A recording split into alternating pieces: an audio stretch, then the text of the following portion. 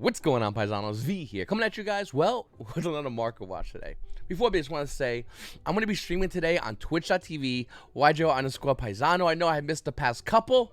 It's been kind of busy and crazy, but all good things happen to those who wait. I have Shadow invoked. No Dogmatica, it slows the deck down. I'm going to have my full deck profile shown today. Shown today on Twitch TV, YGO_Paisano. Links will be in the description. Definitely go check it out. It's going to be a damn good day to play Shadow Invoked. Like I said, you don't need Dogmatica anymore. You can just take that Dogmatica stuff and put it aside. My deck beats all. Well, we'll see. Listen, starting off with today's market watch, I just want to say Sky Strikers might be the deck core to buy right now. Besides the fact that they're getting more support, the prices aren't going down anytime soon. Well, everything except Sky Striker Ace Rose, the Starlight Rare. This card actually spiked up to upwards of $400 not too long ago with all the crazy hype, and actually has started to calm down. The price point of Starlight Striker Ace Rose is about 375 shabloons. Listen, I think this is a great price for this card. It might go down more. Looking at it, you can see it actually is trying to stabilize. In fact, look at the past month, you could see it stabilizing. So this might be the price point to pick it up. How many you should get?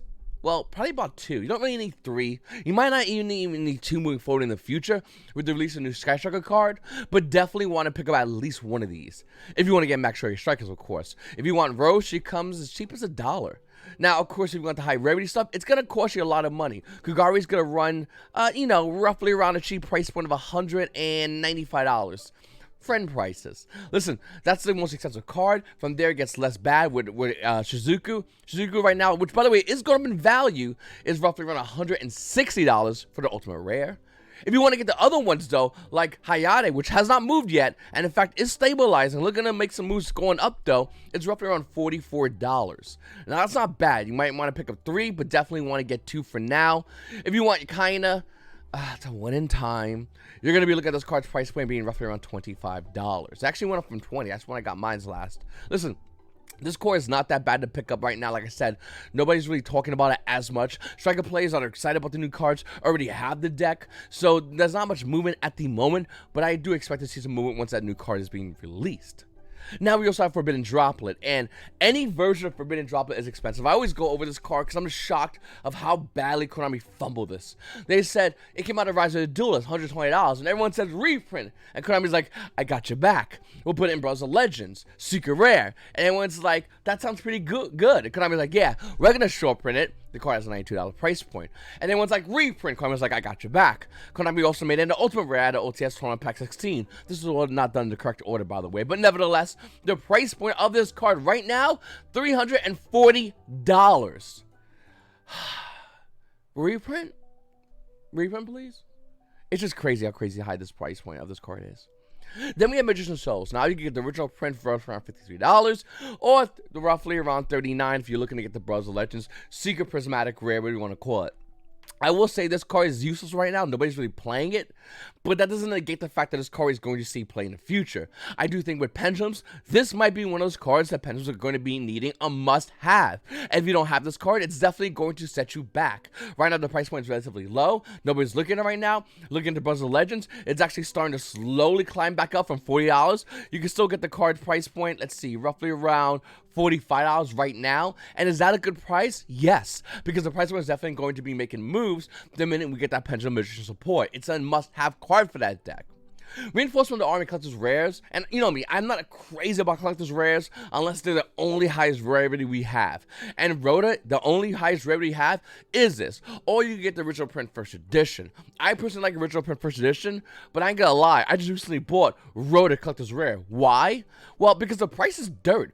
I mean, I just paid less than what you're looking at right now. I think I paid about $80 for mine, but you get it right now for roughly around $100. And you might go, hey V, that's a lot of money. Sure. You know what's more money? This card's price point in the future. This card's price point right now is dirt cheap. Nobody's talking about it. Nobody's looking at it. Besides Striker players, nobody really cares about it. Oh, and Hero players. Sorry. I didn't mean to insult you guys. I'm slowly buying heroes, by the way, so that's a thing. Nevertheless, nobody cares about reinforcement of the army, but you have to be insane to say that Yu-Gi-Oh will not make a warrior deck in the future. And the second they make a warrior deck that becomes tier 1 in the meta, besides heroes, guess what? You're gonna need this card, no question about it, or have fun playing with regular commons. Listen, the price point of this card is $100 right now, and it's relatively nobody's talking about it. This is the card you might want to start picking up. Number 39, Astro Utopia, is tanking. And to be honest with you, I'm okay with this. I kind of want one of these, and at one point this card, not too long ago by the way, the price point of this card was roughly at $500. Let's see if we can see on the chart. You go back to what, 3 months, maybe even 6 months. At peak, over $500 for number 39, Astro Utopia. Looking at the price point of the card currently today, it's at $390 to roughly near $400. The thing is, the price point is going low. Look at the price in 1 month. It's doing this staircase drop. And the reason why is because nobody's really playing Utopia. And more than likely, nobody's going to be playing Utopia. And as that trend continues to happen, the price of this card goes down as players sell their Utopias because they don't want one. And players like myself, who just want to have it, why? Because it looks good on my binder, is going to eventually pick one of these up. I haven't got this card yet, and I don't recommend you buy this card yet, but I definitely recommend you keep an eye on this card as it does that step ladder drop in its price point. Destiny Hero Dasher Ultimate Rare is a card that, well, let's be honest with you, is better than Destiny Hero Dasher Common.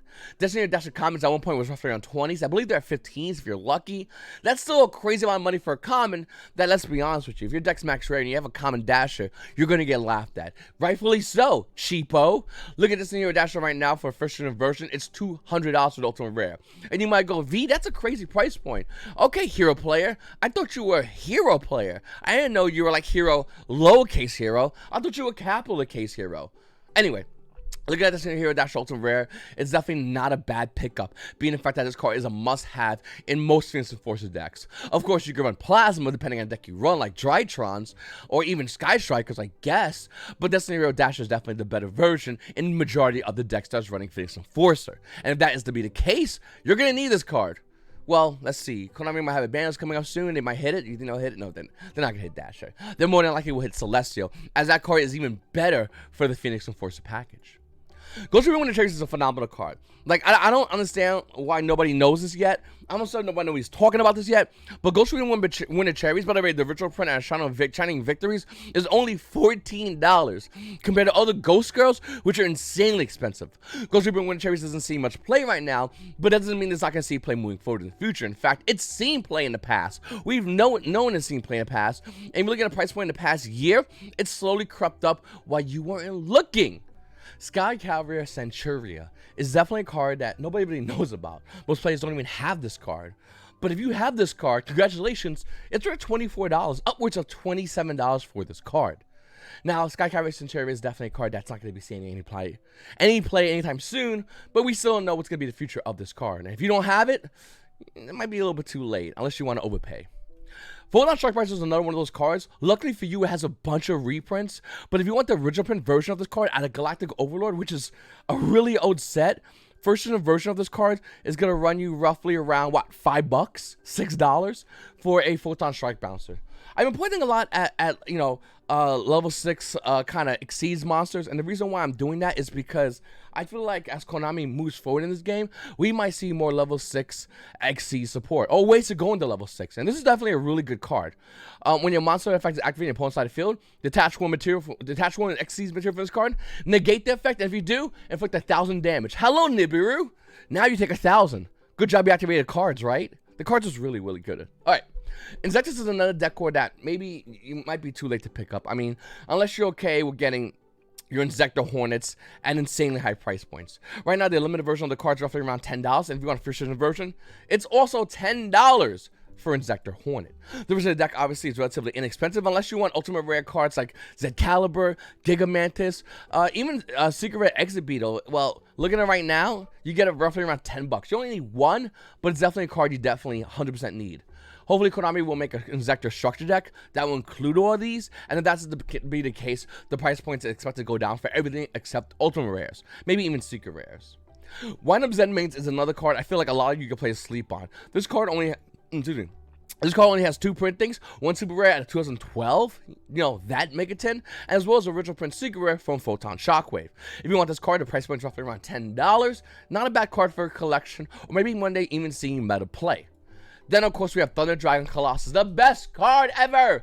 This card allegedly is getting a collector's rare That means allegedly, or speculatively, I should really say, it could come off the ban list, right? Why would Konami make a collector's rare for a card that's currently banned? It really doesn't make much sense, unless they were planning on making this card come off the ban list, along with Max C. That's another story. Okay, look, if you want this card, you can get as low as $2, or you can wait until they release the set that has a CR version of Thunder Dragon Colossus, dropping the price of the Ultra Rare, and more than likely having a Thunder Dragon Colossus reprint. Konami's really known for doing that. Once again, if it has a CR, it definitely has another rarity. It could be an Ultra Rare, or it could be a Rare, or even common, who knows? If you want the highest version of Thunder Dragon Colossus, Ultimate Rare at OTS Tournament Pack 10, that's going to run you roughly around $75. And by the way, this card comes with the ban list. It's going to go up higher. Let's be honest. Booking was another card I really like a lot. The Ultimate Rare at OTS Tournament Pack 13 has had a weird history. You can see over here, it has a really weird history. From being roughly around $120 to its current price point at roughly around $95. Now, if you're playing Birds, you're obviously using this card. But even if you're not playing Birds, this card's still really good. It's a stable card that's always going to see play in this game, more than likely. And this card's price point is going to increase as time goes on. Also, a great card to be used in GOAT format. So if you're looking to play GOATs, you definitely want to go ahead and grab this card. I just want to say, there's a lot of great cards in this game that I feel like a lot of players are just kind of sleeping on. And I'm not sure if they know it or not, but there's so much more. Before I end this video, I just want to say happy birthday to Alex. Alex, you're watching this video. Your girl Kim hit me up. Happy birthday. You know, it's the cool things like that with the Yu community. And the Yu community, for the most part, has like a lot of toxicity, whatever. But it's cool things when someone hits you up and say, hey, listen, it's my boyfriend's birthday. Well, mine's too. My boyfriend Alex's birthday. Alex, happy birthday, buddy. All right, go spend it with your loved one. Go enjoy the day. And to everybody out there, it's V. You have a great day.